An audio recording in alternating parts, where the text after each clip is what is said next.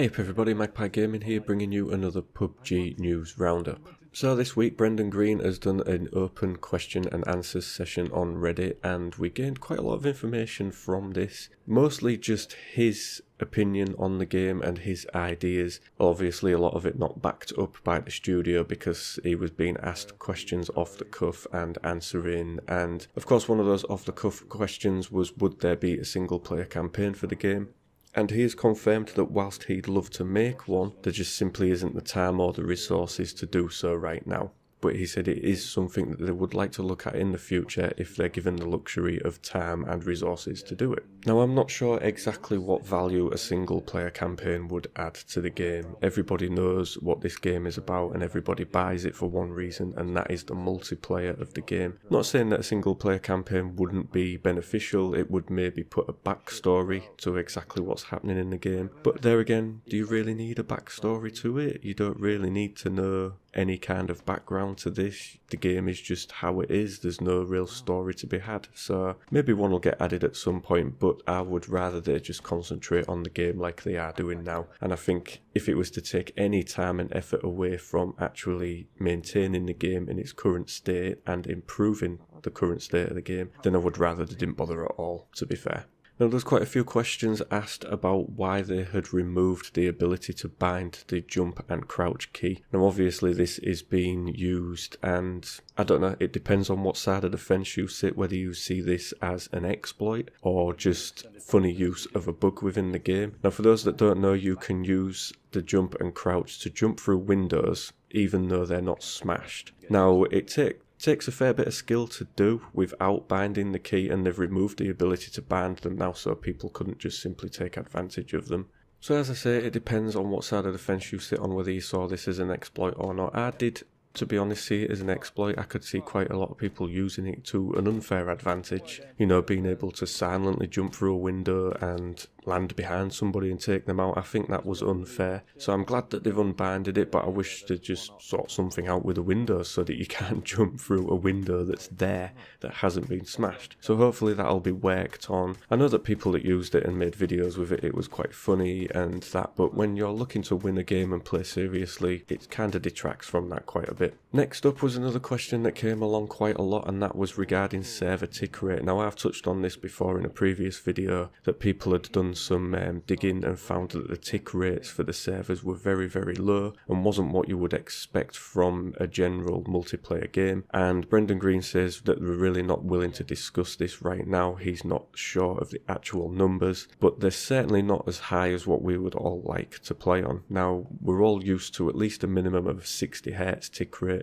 That's your minimum for, say, a Battlefield 1 server. Apparently we're getting nowhere near this on this game. Now, somebody did link me a Reddit thing that where somebody had tested it. I can't remember who linked me that, but thank you for doing that. And this basically showed that the average tick rate for servers was around 30. So not as low as we did think, but really not as high as we all would like. Now, whether this is done on purpose to keep the optimization of the game at peak levels, or whether that's just simply what the servers run at, I found that hard to believe. I mean, these are Amazon's web servers, you know, they're powerful things, they're not potato servers, so I would assume that they're capable of doing a lot more, but maybe it's just the fact that it's trying to render a whole island. There's lots of buildings, 100 people on that island at the same time, so maybe lowering the server tick rate keeps everything stable. So hopefully that's something that they'll work on in the future. Next up, we had vehicles. He announced that they are working on 3 new vehicles for the game. During the question and answer, he wouldn't go into details over what those vehicles was or when they would be coming out. But just this morning, we had a tweet which showed that they're doing a camper van. It is pretty much the VW camper van, the iconic camper van that pretty much everybody knows about. And I can't wait to use that. It looks pretty good.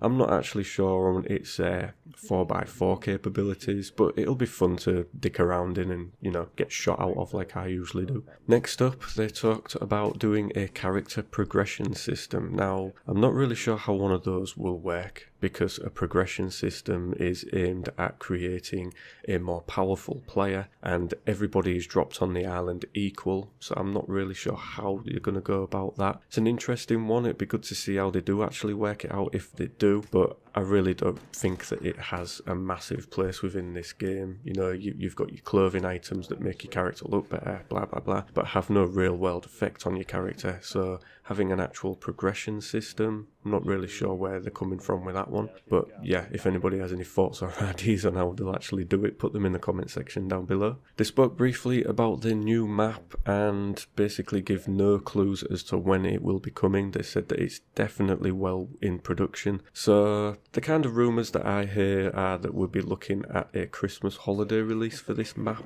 hopefully. That is probably the earliest we could see it. I would love to see it earlier, but I really don't think that's going to happen. There's a hell of a lot of work has to go into this map. Obviously there is a third map in the works, but I think all the resources are being put into this second map at the moment, and to be honest, it can't come quick enough. The current map, as much as I love it, it's starting to become a bit stale. You know, you're going to the same areas all the time. You could run around it with your eyes shut and basically get from one side of the island to the other. You know, you just start to learn the topography of the map, and yeah, it's time for something new. I think everybody would love to have a fresh map to learn and play on. And last but not least is the Mini 14. This weapon has created a lot of buzz within the game, mainly because it is powerful as hell. Now, I've only had the privilege of using this gun twice, but Jesus Christ, what a gun it is. The high muzzle velocity and the fact that there's virtually no bullet drop from this gun make it a must when you're playing for a win. Now, as I say, I've only used it twice, but I enjoyed both times I used it. I found the first time a bit hard because I'm trying to compensate for bullet drop and trying to lead my bullets when somebody was running, and basically you've just got to aim straight and true, and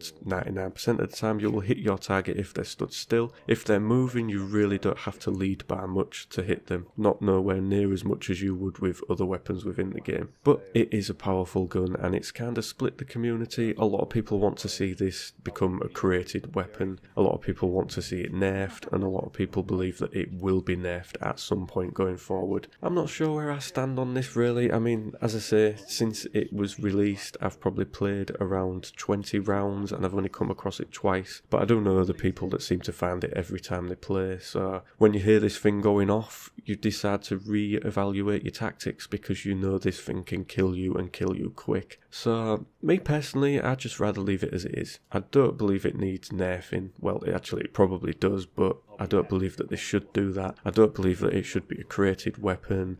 I think it should just be put there and you've got to realign your tactics when somebody else is using it. So, but we'll see. The vast majority of the community seem to think that it will be nerfed at some point. So we'll have to wait and see on that one. And that's pretty much all the news I've got for you on PUBG this week. I've been playing quite a lot recently. I've got a collab in the works with Psychoghost. He is an amazing PUBG player. The guy's a machine. I'll put a link in the description below to his channel. Check that out because he's got some brilliant videos on there. He's really good at editing his videos as well, so they're quite funny too. So check that out, and yeah, hopefully I'll have collab videos coming along sometime within the next month or so, I would hope. But I will keep my videos coming out as regular as possible. So yeah, if you want to keep up to date with PUBG, make sure you subscribe, and thank you very much for watching and listening, everybody. I shall catch you in the next video. Take care.